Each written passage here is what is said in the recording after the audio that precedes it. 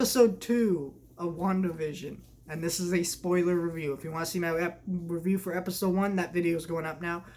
This episode's kind of interesting to me. Because it does like the Mandalorian thing where they do like a recap, but I didn't feel like it was necessary because they barely did anything to set it up. I feel like the first episode was just an episode to set up the tone of the show. So now we have Wanda and Vision. They're trying to fit into their community, and they put on like a magic show, and that's kind of the episode. I'm going to describe the plots very loose because, the plot isn't really the most interesting part because it's just standard 50s sitcom stuff. But what is interesting is the hints to what is going on within this show. We meet this character Dottie, and she's kind of snooty and kind of stuff. But at the beginning of this episode, you knew something was going to go wrong. We had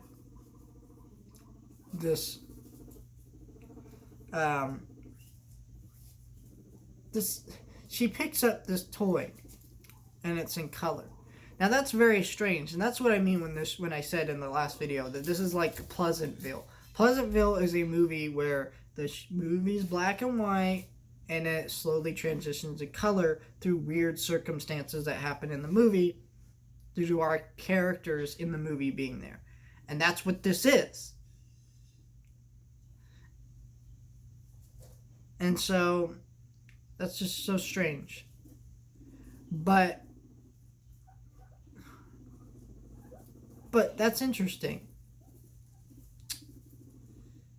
I don't know.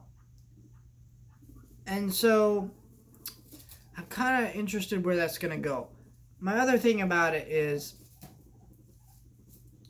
then we meet this character Dottie, and then you see some other strange things. First of all, the radio starts going out. Who are you? And then, Dottie starts acting all snooty. We've heard things about you. And then she acts all nice to her throughout the rest of the episode. So something's going on with her. And I don't know. And then it transitions into the Beach Boys.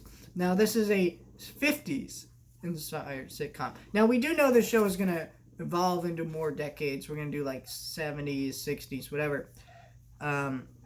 So we do know that. So I wasn't surprised by that. But it was just kind of like, oh, that's kind of another eye-opening thing. And then she shatters a glass on accident and cuts herself, and that's blood, and that's another sign. This world and things like that. And then we got the next thing that this episode ends on. Wanda is pregnant. But the thing about that is a machine can't impregnate her.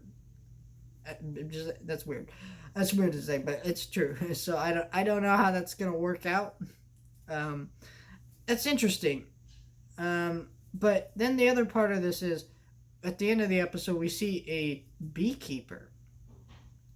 Or he looks like he's in a beekeeper uniform. He comes out of the sewer, and then it rewinds backwards. It's so strange. And you don't see his face.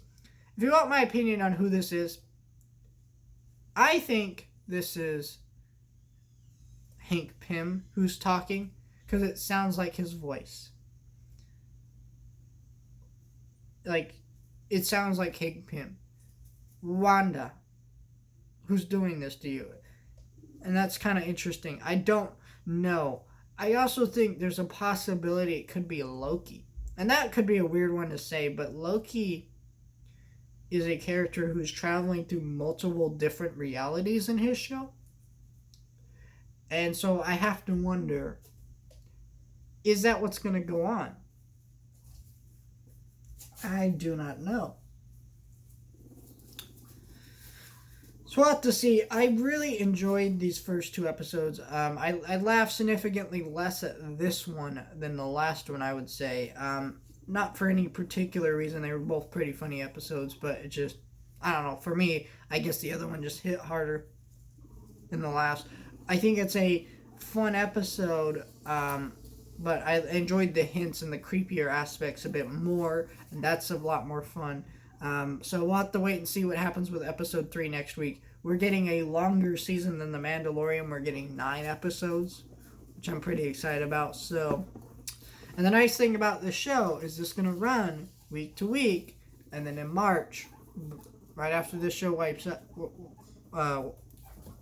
finishes its run of its first season, we're gonna get Falcon and the Winter Soldier, and that's great. And then we're gonna get Loki, and then things like that. So that's a great back-to-back kind of roster of things, and I'm excited for all of it. Anyways, if you stay tuned for my review of more MCU content coming to the channel, and my review of Disenchantment Season 3, which just dropped on Netflix today, and I will be definitely going through that, because I have been waiting for that season for so long now, and I'm hyped to watch it.